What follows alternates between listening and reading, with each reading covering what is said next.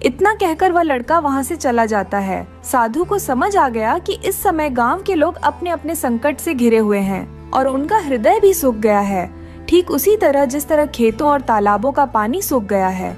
फिर भी साधु ने गांव के बाहर एक पेड़ की छाया में बैठक आखिरी बार प्रार्थना की। हे प्रभु, अगर कोई कष्ट में हो तो हर इंसान के मन में दया का अंकुर फूटना चाहिए, लेकिन इन लोगों के मन में तो कहीं इंसानियत दिखाई ही नहीं दे रही है। ऐसा क्यों हो रहा है प्रभु?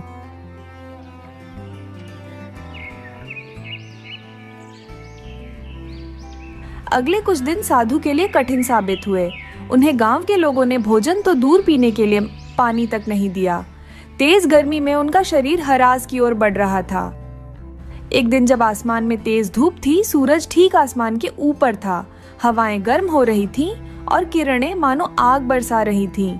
गर्म तपती लू के कारण शरीर झुलस रहा था। भूख और प्यास के कारण साधु के शरीर का पानी सूख चुका था। उनके अंदर की ताकत खत्म हो चुकी थी। तब साधु बेहोश होकर गिर पड़े। उस समय गांव वाले भी वहां इकट्ठा हो गए। साधु को ऐसी स्थिति में देखकर भी गांव वालों के मन में ना कोई दया या करुणा का भाव नहीं था। थोड़ी देर बाद खबर मिलने पर गांव का मुखिया बलवंत सिंह भी वहां पहुंच गया और साधु को देखते ही अकड़ वाले स्वर में बोला,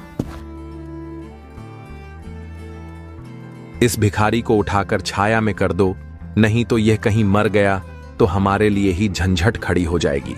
अरे छोड़ो ना, ये एक भिखारी ही तो है। इसके मर जाने से कौन सी दुनिया खत्म हो जाएगी। हम इसके पीछे अपना समय बर्बाद नहीं करना है।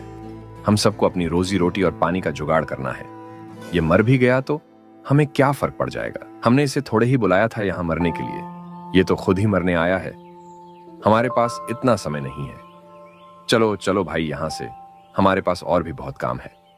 गांव वालों की बातें बेहोशी के हालात में साधु के कान में सुनाई दे रही थी।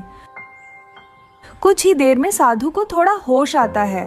उन्होंने धीमी सी सांस ली और बोलाने की कोशिश की, लेकिन शब्द उनके कंठ में अटक गए। साधु समझ गए कि अब उनका अंतिम समय आ गया है।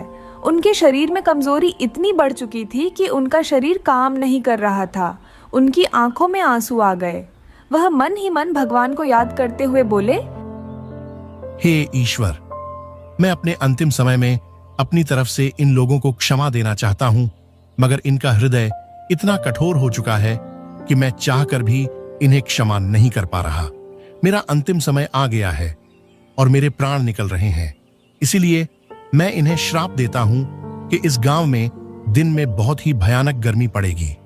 लोग गर्म लू और तपती धूप से आग में झुलसेंगे और रात में इतनी भीषण ठंड होगी, लोगों